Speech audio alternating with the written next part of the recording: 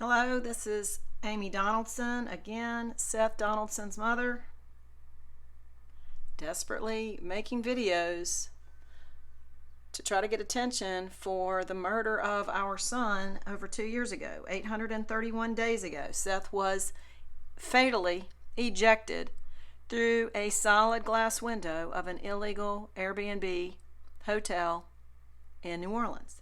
He was accompanied by two former friends who only had to give 24 minutes of testimony of some sort before they were released, and it was ruled a suicide. We do not believe that. We don't believe it's possible to jump from a couch through a solid glass window. The first thing that we thought we needed to investigate was the window itself.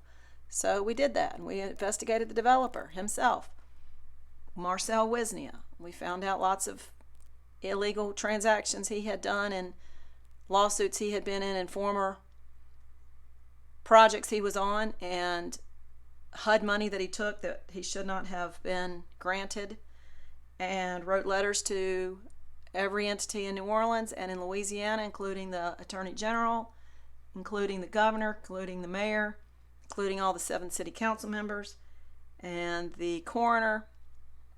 And the coroner ruled it within a day a suicide. And when we met with the coroner, Dwight McKenna, a convicted felon, he told us that he did not need a police report. He told us he knew suicide when he sees it, and he sees it all the time. Our meeting with him was about 3 minutes long.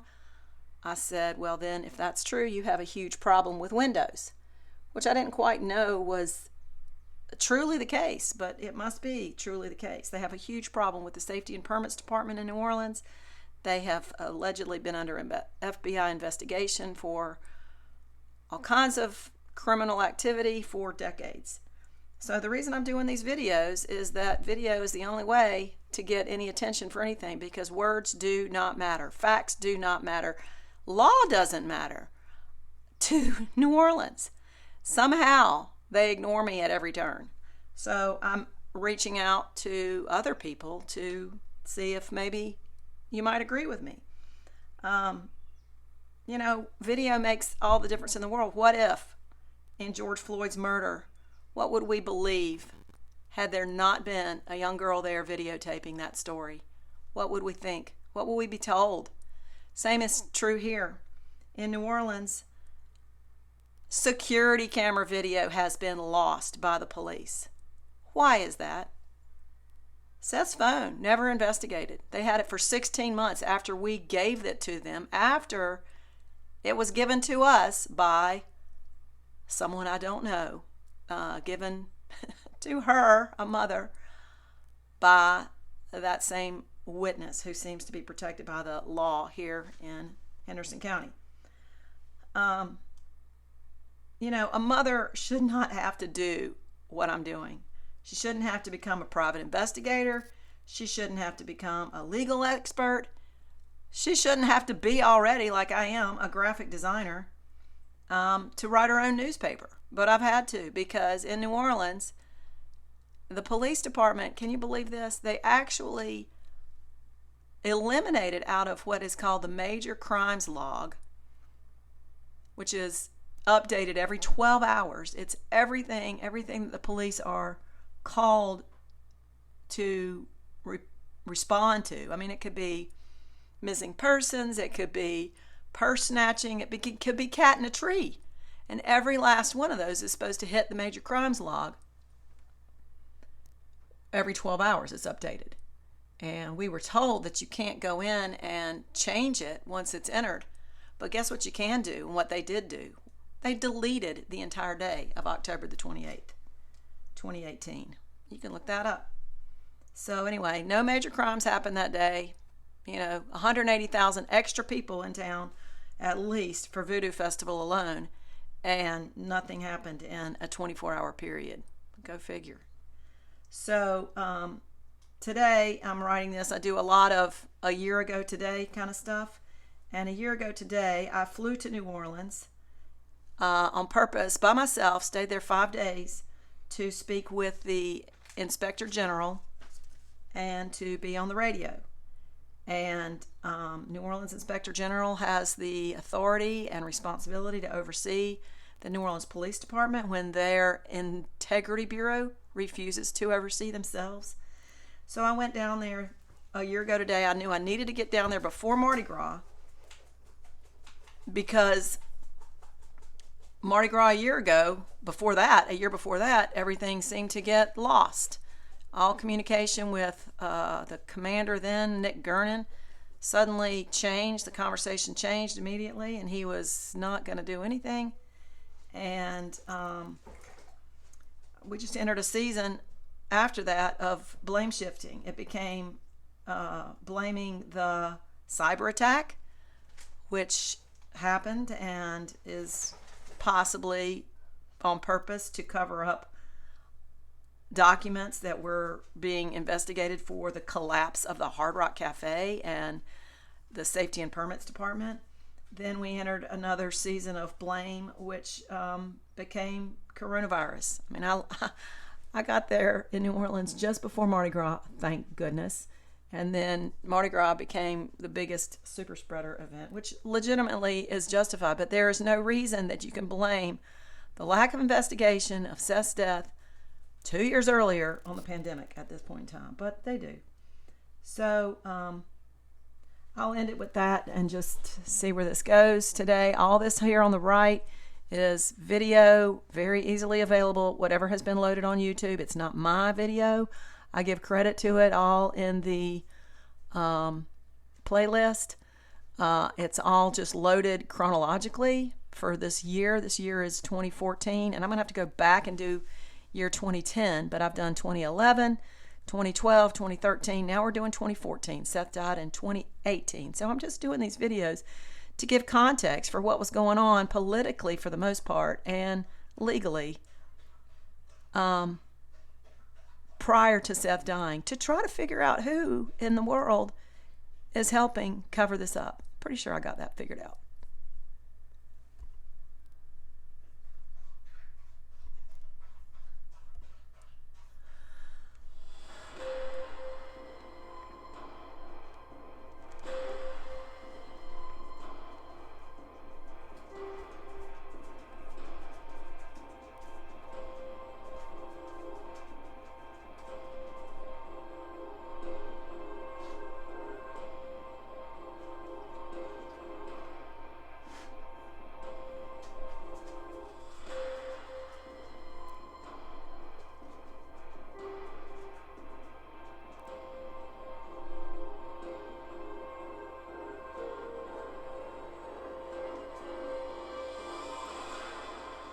Mark Meadows, unbelievable. When we all listen to you make a phone call to Georgia to overturn an election.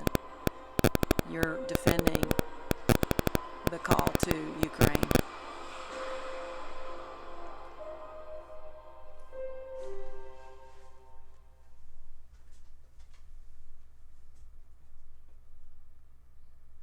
New information to tell you about this afternoon about when ground will be broken for the proposed Trump Hotel and Condominium Tower over on Pointers Street. WDSU News Channel 6 reporter Ken Jones is on your side with when the first shovel will hit the ground and how involved the Donald will actually be in the project once it's completed. This summer is the start date. We're now hearing for ground to be broken on the proposed 70-story Trump Tower. The luxury hotel and condominium development was first proposed on this lot on Pointers Street between Magazine and Camp just before Hurricane Katrina. Donald Trump even reaffirmed his commitment after the storm. But start dates have come and gone. However, a lot of people who passed this proposed site, which is nothing more than a paid parking lot now, are not quite disillusioned yet. As long as it brings good industry to New Orleans, I'm willing for anything. And there's been talk that the only connection Donald Trump will have with this project is his name. Trump is very committed to this project. Christian Moyes is following the Trump Tower story for New Orleans City Business Magazine. He says the Trump Tower will be one of only 10 of its kind in the world. He's going to be a key player in the hotel part of that. I'm not quite sure about how much of a role he's going to have in the condo development. The upper floors, he will be involved, but his key part will be in the hotel part. Involved because not only is the Trump name on the project, but the Trump price tag as well. Starting prices for a studio condominium around $300,000 all the way up to $8 million. But can the New Orleans condo market handle these kind of prices? They're still fleshing it out. They're still seeing what's out there. On your side, Ken Jones, WDSU, News Channel 6. That's good news. Plenty of more people will be hired by the Donald, right? You got to fill those jobs. That's good news. Trump Sales Management, which is still only seeing potential buyers by appointment only, reports exceeding condo pre-sale estimates by 300% so far. A large number of Louisiana Republicans think President Obama is to blame for the lack of adequate response to Hurricane Katrina. That's right, despite the fact that the storm happened 3 years before Obama even became president. Zach, let's take a look at the poll results. 29% blame Obama, 28% blame George W. Bush, who was actually president at the time, and 44% aren't quite sure who to blame. I mean, if we ever needed a reason to think that red-blooded Southern Republicans were living in cloud cuckoo land, the fact that more of them think that Obama was to blame for Hurricane Katrina than George W. Bush was, I mean, the jury's in, right? I mean, look, people believe all sorts of things, and the hardcore Republican base has come out and there have been some really great demonstrations of let's say hostility and incompetence over the last few years. This one, I have a feeling that these people don't actually blame Barack Obama for Hurricane Katrina, but they just don't like Barack Obama so much that when when they're asked a question, there's this sort of social pressure to identify as someone who holds him responsible for things he's clearly not responsible for. You see this all the time when you talk to people who aren't, politically, who aren't total political junkies, right? It's not just in Louisiana, it's all over the country. It's not just in southern states. People who really don't like the president, who aren't necessarily up to date on every single policy issue or even major historical events of the last 3 years, just want to hold him responsible for things. I think that's also going on with the whole birther thing. There aren't actually that many people in the country who sincerely believe that Barack Obama was not born in the United States, but it's sort of a clubby thing. They know other people who sort of believe in this birther stuff, and it's a way to identify socially as someone who really doesn't like Barack Obama.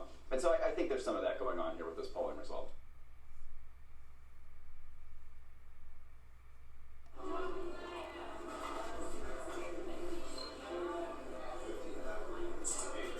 Oh, that's a Commander's Bananas Foster. Let's see, I'm going to speed that up. He's peeling the bananas. The cinnamon's in that. That's Cinnamon.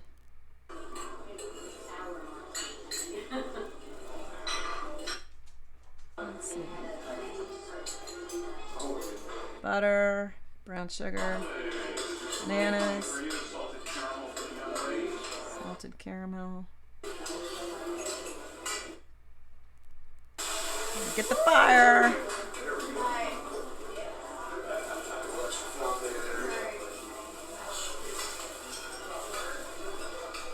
Okay, you get the idea. It's delicious. This is funny. Now the Hebrides is a revival. God stepped down from heaven in 1949. He anointed Trump. In second place. An awareness of God was felt everywhere. You felt his presence and his power on moorland and meadow. You met him in the homes of people. Indeed, God was everywhere. You could not escape him. Conviction was so intense that people could not sleep. Normal activities were halted, and lost men and women cried out to God, terrified to face him in their sins. Strong seamen could be found weeping behind their fishing boats, crying out, God, have mercy on me, a sinner. Terrible, their judgment certain and eternal, caused some of the unconverted to live in dread of their village also being swept away in a divine flood. God was in zealous pursuit of this soul. This particular night, the speaker referred to those who had made vows to serve God when in danger at sea, but had not fulfilled them. That's me, he said to himself. His boat had been torpedoed during the war. I'm sorry, I'm giving you context because later on they say that Trump's the Messiah because his aunts were there. Anything less than what you've seen, and you live to see it again.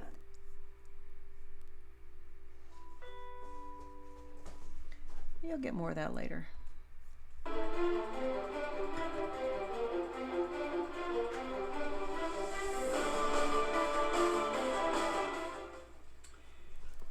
want to tell you this morning, it's my privilege to serve as the Henderson County Republican Party chairman.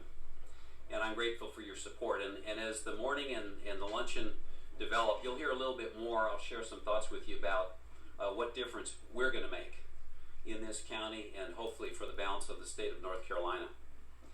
Now, to begin with, I'd like to take a moment, and with your help, I'd like to thank the people who helped make this morning possible, particularly in terms of the setup here in this room, in the hallway, the food, the refreshments.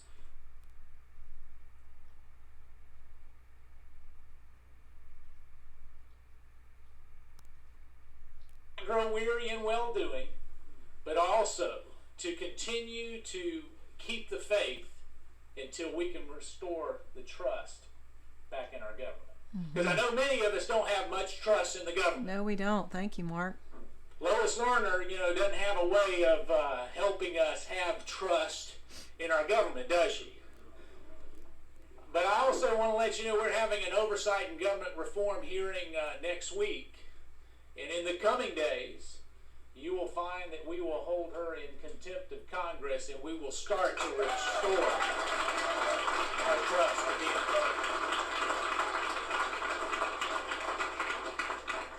It's been very interesting to see how Western North Carolina really has responded to just the American dream.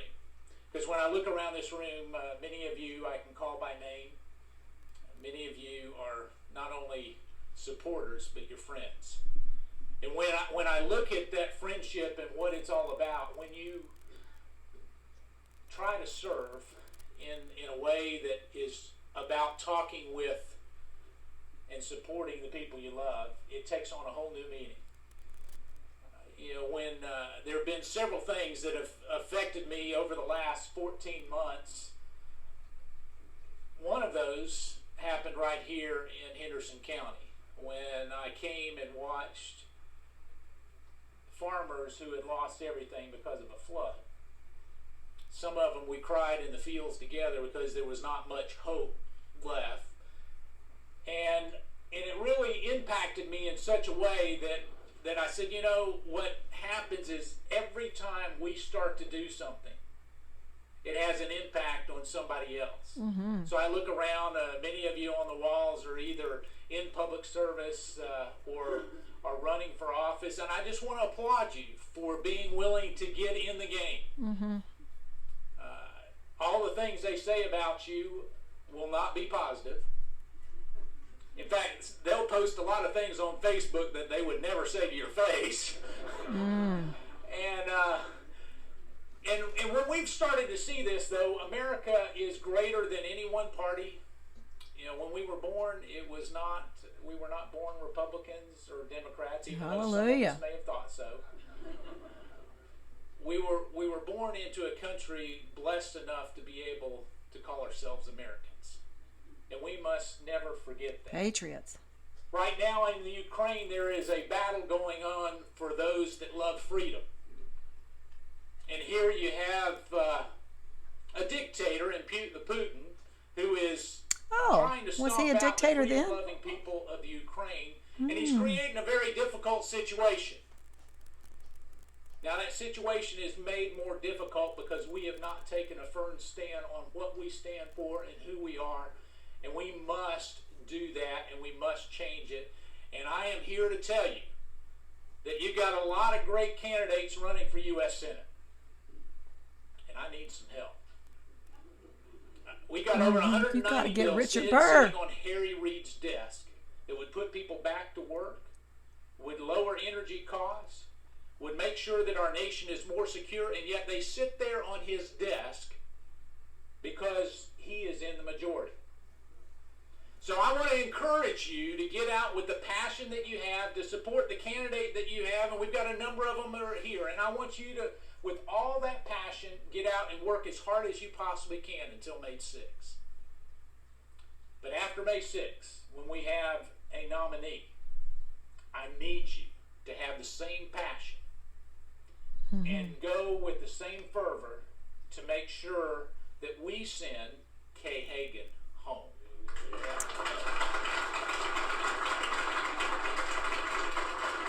going to send everybody Now, home. the You should go problem home, is there but are not to some North of those Carolina. candidates that we are not as supportive of. And I can look around, and I know many of you, I know your politics. I'd love to know what he said about depending on who Dr. gets Scott nominated on one side Donaldson or from the Henderson other, County, You're going to want to take your ball and go home. a Democrat, an This evangelical. needs to be a referendum on sending one person to the minority, and that one tell you what he person said. is Harry Reid. He called And we Scott's need to boss do at that Party and make Hospital sure and that told we do. Scott to get out of the big boy game. Because when you talk about caring about our values, really, Harry Reid, he could care less about the people of Western North Carolina. Oh, and you do. And I hate to say that about anybody, but the most powerful person in Washington, D.C. is not the President of the United States. No, it's his It chief is of staff. truly the leader of the Senate. And when you have someone who is more interested in politics and holding it up for political gain, people get hurt. Ooh, don't they get hurt? But I am also confident of this thing, is that the men and women that I can call friends in this room and across Western North Carolina, I've seen your resolve. I've seen the fact that you're willing to get up and fight again. I've seen the fact that many times what happens is you have a disappointment in election. Seth could not get up and fight again. 2012 is I was glad that they called my race early, is all I can say. Because after that, it became very discouraging.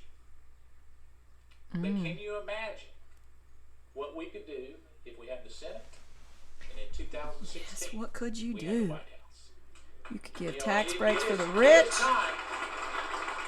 and you could nearly have It is overthrow time that we democracy. reload.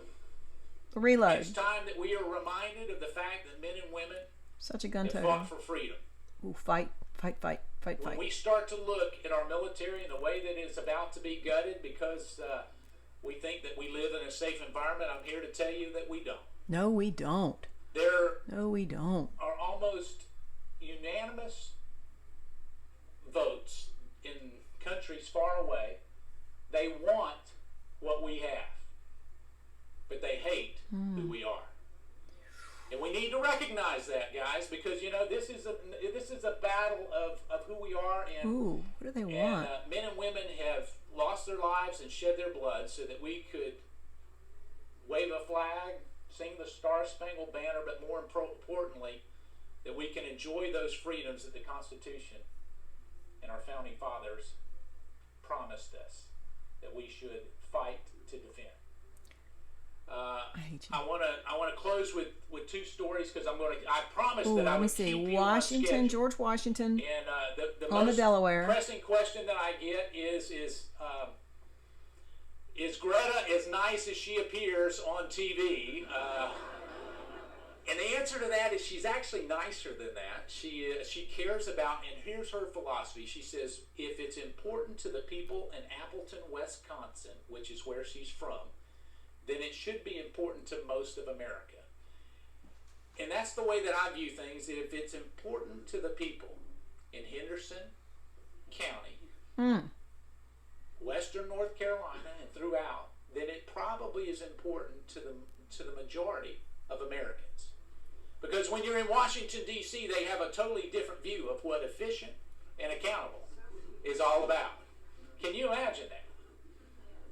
You know, we have billions of dollars, well over $100 billion that we spend on an annual basis that we don't know where it goes.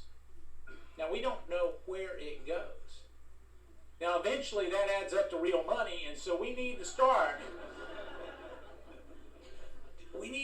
to rein that in. You know, we can't just keep writing checks that our grandkids... We can. Of course we can. You can write them to the We can't do that. rich. We You have can't a write one responsibility. for the stimulus package. If I were to ask most of you in terms of the American All right, I'm done dream, with if you, I were to Mark. ask you about Done, your parents, done. Let's move on to said, something well- fun. Here we go. This was before Scott was running for U.S. This Congress. is a very old story, and I call it Clear the Shorts. I was on a mission trip in New Orleans, my old stomping ground, and it mostly involves manual labor. And since I'm pretty much against that sort of thing, I'm driving around town listening to WWL, the local radio station. The conversation's about guns, and I'm thinking, it's like I never left. When I did my surgical residency in New Orleans, one of the nation's most violent cities. Oh, I saw my fair share of bullet holes, but none of them more fun than the self-inflicted wound of Malcolm. I'm a urologist, so you can already begin to guess the path of that particular bullet. A wound to one of those few things that make a man, and I'm not talking about the television clicker changer. I saw Malcolm in the emergency room, slightly inebriated, another testimony to the long and never-ending tale of male stupid. Now, there's a general rule of thumb among surgeons. If you must operate on a male who has injured himself under the duress of alcohol, there's not a chance in hell you'll be paid. So I asked Malcolm for the truth instead. I said, how in God's name did you get shot through the testicle? Without hesitation, with no lack of pride, he says, I was practicing my quick draw. Pardon me, I asked. With a loaded pistol tucked in the front of his trousers, Malcolm was drawing the gun out of his pants with a desire for the greatest speed and accuracy. He got everything right except the accuracy, resulting in a single gunshot wound to his right testicle. Now, mercifully, the pistol barrel was long enough, or his God-given pistol short enough, that he only injured his testicle. Let the general reader be forewarned. I surgically removed the dead testicle, and you think I'm being callous, I won't speak of my temptation to take the other testicle, just to make sure a guy who quick draws a pistol out of his pants while drunk never reproduces. After performing the rather simple operation, I met Malcolm's certainly better half in the waiting room. Through a mixture of embarrassment and concern, she asked if her husband's injury will result in infertility. No, ma'am, I say. That's where God in his wisdom gave each male two. After a few minutes of conversation, she asks, Dr. Donaldson, can I borrow $5? I'm hungry. I gave her a 10 and told her to get something to drink as well.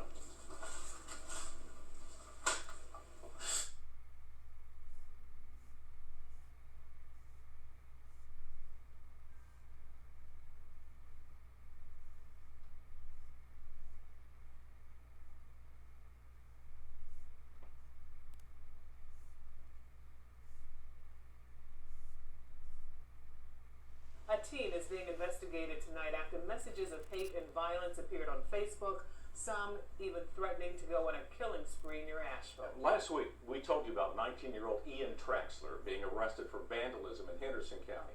Now investigators say those threats made online are so serious, the U.S. Secret Service is getting involved. News 13's Mike Mason is live from the Henderson County Sheriff's Office to explain. Mike? Yeah, the Sheriff's Office here is investigating Traxler in regards to those threats, but at this time, they have not filed any additional charges. Now, we should warn you, the video you're about to see may seem disturbing, but the Sheriff hopes that... How many...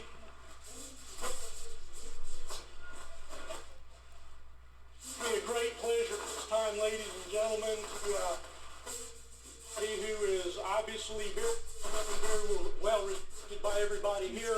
I'd like to say a words too, however, that come from the heart. Come from the heart, they always do. Let us in an opening prayer. We'll have a closing prayer. But there has never been a greater attack on our religious liberties as there has been in the past couple of years. I'm here tonight to tell you that it is tragically that there was 3 boys that were kidnapped by terrorists in Israel on their way home to Shabbat, which is their Sabbath. They were walking and disappeared.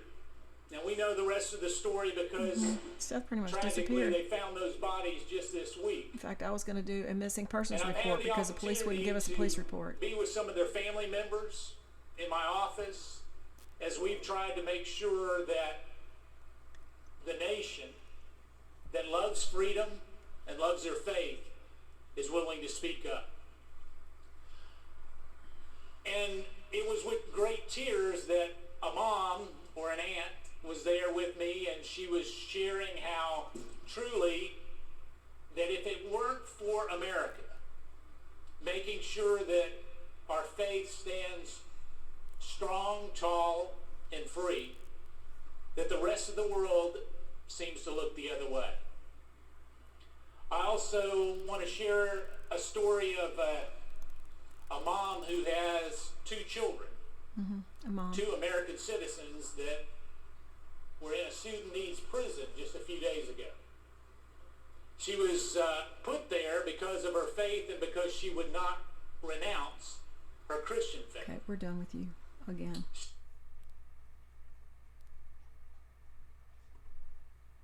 Friends of a moped driver killed last month in a high-speed accident say the driver who hit him should face tougher charges. 61-year-old Mary Gouge is charged with misdemeanor death by vehicle after troopers say she hit and killed Adam Jackson.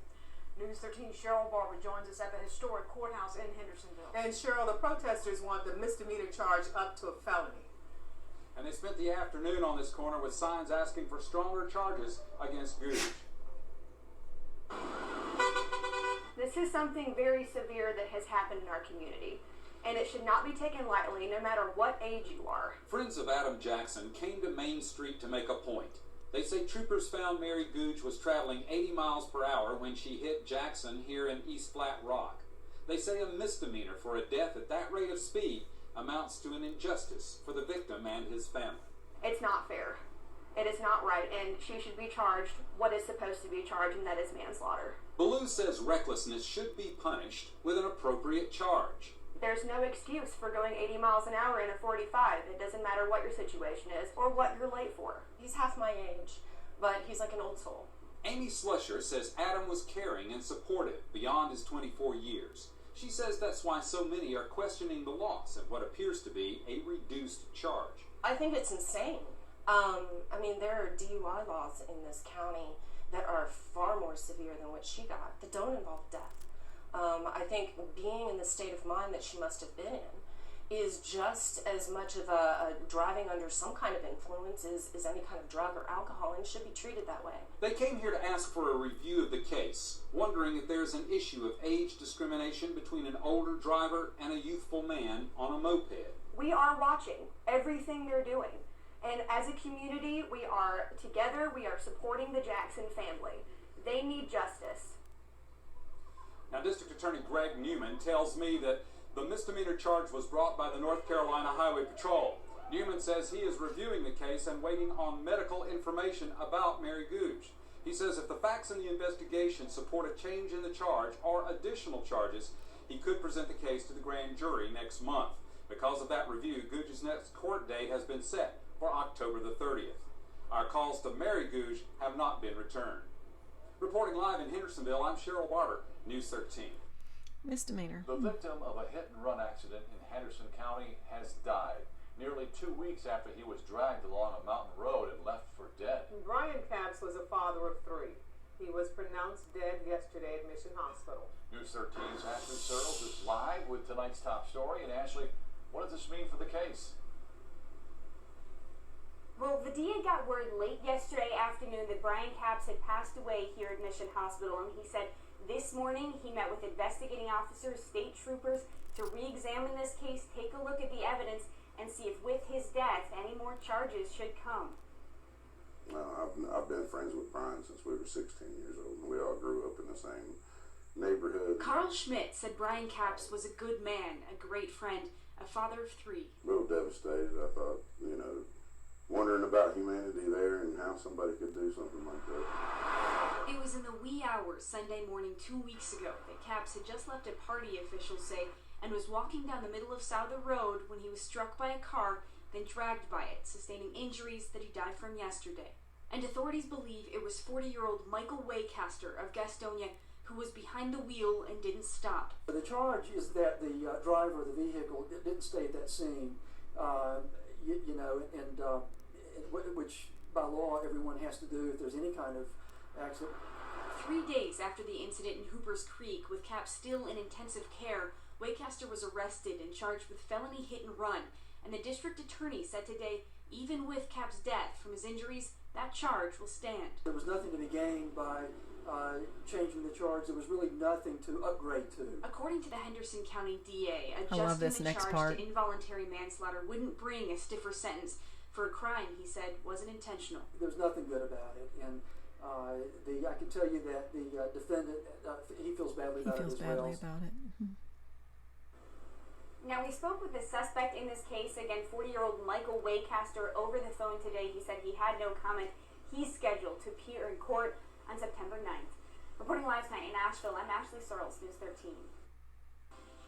TV reports showing police using military weapons in Ferguson, Missouri last month raised questions about whether local officers are beginning to look like soldiers. News 13 Cheryl Barber joins us live in Hendersonville. And Cheryl, we've seen officers in helmets using what appears to be armored troop carriers.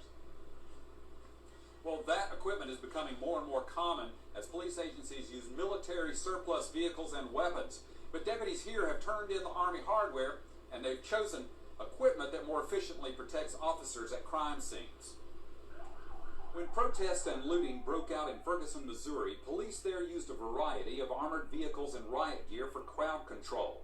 That has launched controversy over the use of anything that looks military, like this Bearcat G3 armored rescue vehicle owned by the Henderson County Sheriff's Department.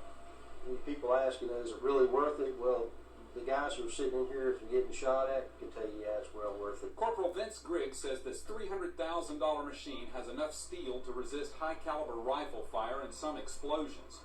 It's not a military vehicle. Seizures from drug arrests paid for the purchase. The factor that this truck brings to when we go out is just phenomenal.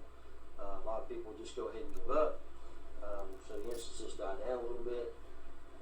But that initial approach when you're taking rounds or something, it's good for the guys to have a place to feel secure at. Deputies say they're aware of public concerns about militarizing local law enforcement. Previous administrations here have received a surplus military helicopter and armored personnel carriers. They were returned in favor of a more reliable, easier to maintain truck. We're not here to look like or be the military, but a lot of times we're engaged in tactics and missions that actually require the use of this kind of equipment. Yeah, but that looks military, yeah. People we talked with today say local officers should have the equipment to protect themselves, but not large numbers of any military vehicles. The only issue, I guess, is make sure that it's used in a judicial manner. They did do it without going, I should say, crazy, but using good common sense when they use these things. The federal program allowing the use of military equipment for local law enforcement is on hold in North Carolina. Officials did not complete the required inventory in time to permit requests for that equipment this year. Reporting live in Henderson County, I'm Cheryl Barber, News 13. Next on Talk Business 360, we turn to a suite life. With 16 hotels throughout the U.S., Sonesta ES Suites, the extended stay brand from Sonesta, offers its visitors more than just a place to stay. They offer a surprising home-away-from-home experience. Here to tell us more is Mike Wohl, Vice President Operations of Sonesta ES Suites. Mike, welcome aboard. Thank you very much. Thanks for having me. Mike, what makes Sonesta ES Suites different from other extended stay hotels? There's a lot of very good extended stay hotels throughout the country. What I think makes us unique is the fact that we've just recently designed this brand and designed it for the way that people work, relax, and rest today. Mm-hmm. And that is anything from our without replacing internet windows service to rooms that are spacious and has very good lighting so that people can work, again, the way they want to, relax the way they need to, and get a good night's sleep. Now, could you tell us Had a more good about night's the sleep in a features while. of your rooms? This is I a building they understand bought they're as a incredibly Sonesta spacious. and did not They replace the are, windows and I before think that for one people broke who have right never there. stayed at a Sonesta ES Suites before, they'll be pleasantly surprised when they walk into their guest room for the first time and really see the room laid out with 4 distinct living areas. A This is full what kitchen, windows look just like in New you find Orleans at after home, Katrina. a living area for you to relax, Right a next to bedroom the area for you to little- rest, and a bath area. And most people are pleasantly surprised again that it feels much more like a small apartment than it does a traditional hotel room. And what might visitors find surprising about their stay? As much as I've talked about the physical product that we have, I think and hope they find our personality and our people the surprising part of our hotel. We try to have a little bit of fun while they're staying with us. We try to keep it light and take a bit of the edge off of a busy day. Yeah. We like to celebrate some Light quirky holidays windows. like Tell a Joke Day, where we may have a variety of people throughout the hotel telling a joke or two during your stay. Oh, a joke. And really the intent there is whether people are staying for a couple days or a couple weeks or a couple months with us, when they leave us, they feel refreshed, they feel that was something different, and hopefully want to come back and stay with us. It sounds wonderful. Mike, thanks so much for joining us today. You're more than welcome. Thanks for having me. To learn more or book your next stay with Sonesta, visit www.sonestaessuites.com. We've got a new generation of people that is going to ensure not only success in this community, but a level of creativity that I have not seen in the almost 40 Developer years Marcel that I've practiced Wisnia, here. who's responsible for not changing the We have gone from the effing city windows, you of asshole. brain to this #1 city of brain gain. Yeah, When I brain. look at the young people coming into town that have no ties here and want to be here and are not afraid or entrepreneurial or creative, it makes me excited to go to work every day. My name is Marcel Wisnia. I'm an architect and a real estate developer. I'm focused on downtown New Orleans. I came here in 1968 to go to college, went to Tulane University, and even back then, the magic of the city kept me here. I've been in private practice since I graduated in 1973. I believe that the future of this city is really understanding our past but looking to the future. And I don't want New Orleans to be a museum. I want New Orleans to be a living museum. I want people to really understand where we've come from, but not to be afraid of the future. That's the type of architecture that we practice. I think there is a pride in the community that we haven't seen before, and I believe that memorial to the victims of Katrina as a PR stunt, reality is that and did not replace the windows, which would be the major country where there's more opportunity thing to learn about anything that happened with Katrina. And that it's easy if you're creative, if you're not afraid, if you're not afraid creative. of hard work. I'm not afraid of hard work either. To be a big fish in a small pond. Yeah. Small window.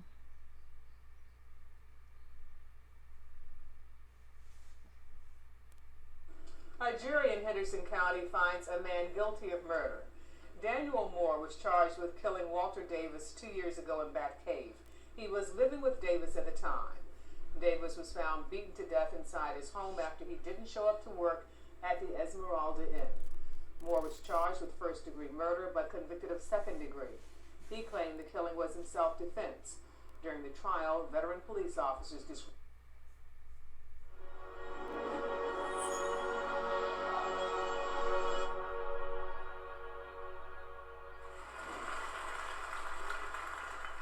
I want to thank you all for coming, and especially the people that came from outside of Philadelphia that hovered over here, especially those of you that time traveled from other decades and times. I'm Steve Klasko. I'm the CEO of Stevie's Vinyl Emporium and Implantable Health Chips in South Street in Philadelphia. That's what I am today, but for the past 10 years, I've been the president and CEO of Thomas Jefferson University and Jefferson University Hospital System that literally was one of the pioneers, along with several others, for what is now called the leaders of the optimistic future and healthcare revolution from 2015 to 2024. So for those of you who are coming from another decade, or for those of you who are here in the 2020s, I'd like to talk a little bit about how that journey happened and maybe give you a little bit of the personal story. Y'all can look at that on the playlist, but I can't do it all. We got tired of whining, and we decided, let's just travel to the future, think about what we want, and then create it. For me, that started in 1977. It's really good, though. A driver charged with killing a man on a moped will not serve any time in jail. 62-year-old Mary Gooch pleaded down to a traffic citation today. Family of the victim, Adam Jackson, tell News 13's Evan Donovan they are not happy with the result. Evan joins us now from the Henderson County Courthouse with more on the story. And Evan, what are they saying? Well, Frank, Adam Jackson's family is upset. They don't understand why Ms. Gooch didn't face more charges and stiffer penalties. His grandmother even gave me this letter that she wrote for the judge today, but wasn't able to get in front of him, saying that they were stunned at the development of a possible plea deal and desperate to be heard. And perhaps their biggest concern, why Ms. Gooch still has her license. It's been a long road for the family of Adam Jackson, the young man who passed away last July after the driver of this vehicle crashed into his moped on Spartanburg Highway in East Flat Rock. We're upset with the outcome. We put our full trust by way of the district attorney's office that justice would be served today, and I don't believe that it has been. Jackson's family are upset that District Attorney Greg Newman offered the driver, Mary Googe, a plea deal, reducing her charge from misdemeanor death by vehicle to failure to yield a simple traffic citation. We never understood why there was no speeding charges. She was clocked at doing 80 and a 45. No careless and reckless. There were eyewitness accounts that she was weaving in and out of traffic. Newman says after the victim's medical history showed ongoing treatment for epileptic seizures for years, it was no longer appropriate to levy criminal charges. This way, she is still admitting responsibility for the accident and the ultimate death of Mr. Jackson. And I know, that the family, they may not feel fully vindicated, but Ms. Googe has done nothing to warrant being punished here in our courts. Adam's family say they forgave Googe a long time ago. And despite their nagging questions, their main concern is making sure this doesn't happen to anyone else in the future. If she has a history of seizures, why was she driving to begin with? Did they take her driver's license? No. Now, I've been reviewing the paperwork on that last question about the medical evaluation program that's administered by the North Carolina DMV. Part of the plea agreement was that Ms. Googe had to go into this program so that a board of doctors could determine whether or not she was fit to keep her license. It's not quite clear whether or not that will happen, but it does list as the very first bullet point that possible seizures could be one of the reasons why you may lose your license. So stay tuned to News 13 as we follow this story on whether Ms. Googe will be able to keep that license. Reporting live from Hendersonville, I'm Evan Donovan for News 13.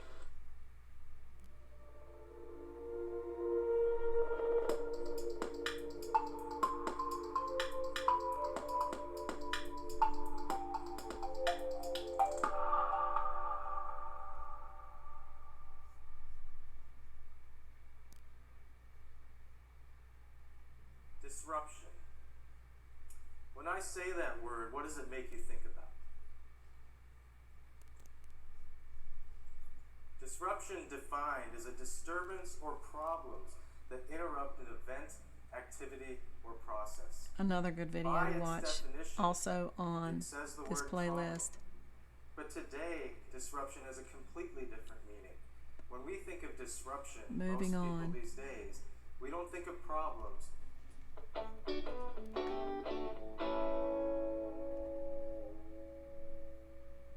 With a hurricane, you have to worry about three things. You have to worry about a storm surge. High tides come in, the water level could rise. So you may want to basically pick your house up and put it on stilts.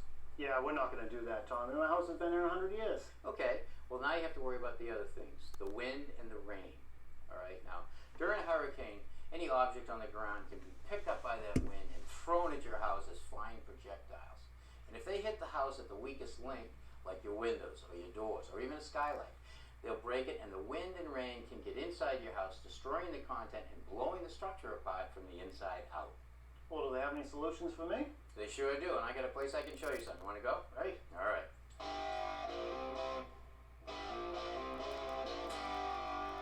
Now this is a testing facility, and it's not really open to the public, but I thought it would be a great place to show you all of the options that there are when covering your windows and doors during a hurricane. And to do that, we're actually going to use this right here. This is actually a cannon that will fire a 2x4 at all of those options and show you how they hold up. It will fire a 2x4 at 34 miles an hour at a window or door. Wow, cannon, Tommy? And why 34 miles an hour? Well, 34 miles an hour, even This though is a wind or a 2014. hurricane may exceed 100 miles an hour, that's the speed that an object is picked up and thrown through the air, like a trash barrel or a tree limb. Or, in this case, a 2x4, pick it up and throw it through the air at those doors and windows at 34 miles an hour. Now, in most cases, you see people boarding up their windows and doors using plywood. Now, it's important that the plywood is cut to fit the opening, and the building code says that that plywood has to be a minimum of 5/8 of an inch thick. Now, that 5/8 of an inch thick plywood is $30 a sheet. Now, as a homeowner, you may go to the lumberyard or home center and say, well, gee, I can get a sheet of 1/2 inch OSB. It's $10 a sheet and save some money. Well, that's what I want to do. I want to save a few bucks. Well, okay, cheapskate, let's see what happens. Okay, cheapskate, let's see what happens. Okay, here we go. You can see the cannon is aimed at the OSB. You can see the red laser. That's where it's going to hit it. Wow! Ooh, shattered. Went right through the OSB and through the window. Looks like you're going to have to get a new window. Wow, I didn't save any money there. Sure didn't. Let's see what happens with the 5/8 plywood now. I can't get a new step.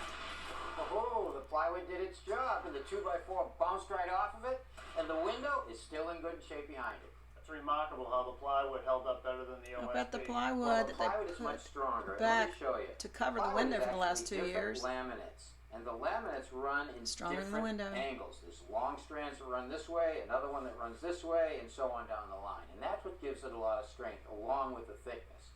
Now, OSB, or oriented strand board, are actually small pieces of wood that are actually glued and put together, and it's not strong enough to withstand that force. Now, I know the 5/8 plywood did its job, but that's pretty heavy to lug up to my second floor window. Do you have any other alternatives? We sure do, and let me show you something. Over on this wall, we set up some windows. And this window we covered with this fabric right here. It's a ballistic nylon treated with resins, and it's really strong. It's held on the building using these brackets right here and these fasteners that stay on the building all the time. Well, this thin piece of nylon is going to protect my window? I don't know. Let's test it and find out.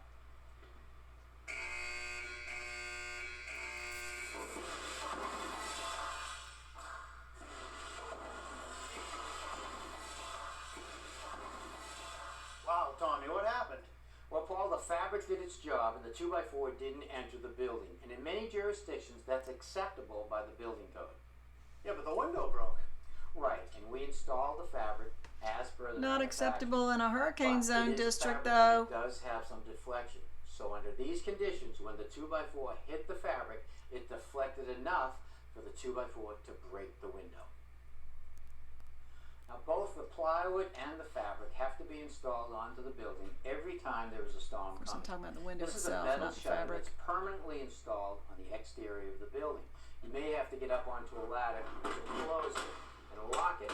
They do have metal shutters that you can operate from the inside, and even some that operate remotely. Remotely? I think I'm going to have to go back and do a video of Hurricane Katrina to show you that the window that Seth died out of Whoa! should have been replaced long before he went into the building. Tommy, what happened? Another broken window? Well, here Which in I the will test do. lab, they have to aim the cannon so it hits in the center of the shutter. In this case, it hit in the center of the shutter exactly where the lock is. Bending the shutter, snapping the lock, opening the shutter. Now, all of the systems that we have looked at already are actually called active, which means you have to do something to protect your window. This is a passive system right here. That means you don't have to do anything. It's built into the system. It has impact glass. It's an insulated window. Now, the outside layer of glass is actually 2 layers of glass, and in between those 2 layers of glass is sandwiched this membrane right here. So if a flying object should hit your window, it will shatter like a car window, but you won't get a hole in it. Well, let's test it out. Okay.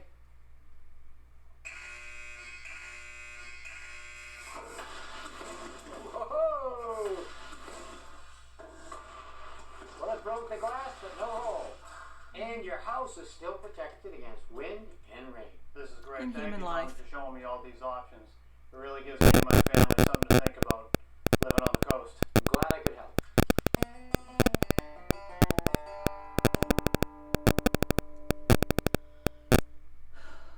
Yes, sir, go ahead. Yes, sir. Charles McDonald, Mr. President, it's a pleasure to be here. I thank you from the bottom of my heart for your support, certainly for all the Everybody's got the sheriffs bottom in of their North heart. Carolina, if not all of law enforcement. Congressman Meadows is a big fan of yours, that I can tell you. You know what I'm talking about, right? Thank you, He's sir. a good man. I've been very impressed, Mr. President, with a lot of the ideas I've heard just since before you came in, actually, and I do think mental health is a serious issue. It's affecting mental us health. across the nation. I know it is in North Carolina. I appreciate Definitely your an issue in the courage, sir, sheriff's talking about department. The fact that I do think there is And a the place White House. for properly trained people in certain areas as well. I think multi-layered, like an onion, security's got a lot of facets. And I believe that you've got certainly the courage and leadership So speaking to in code, bring all of this together. I know there's a lot of good ideas out there. I think they all need to be listened to, but it's going to take a lot of courage on the part of leaders, I think, in this nation to bring the community together to help them do the things really want to do in their heart, but maybe haven't had the courage to do yet. Trump's not listening to that. Sure, it's going to take a lot of political courage. You're right. A lot of political courage. Making sure he Some said of it something will else. Be politically correct, but time for political correctness is over. We have to get this problem solved. Got to get So you're Donaldson right off about the that. Thank you. ticket.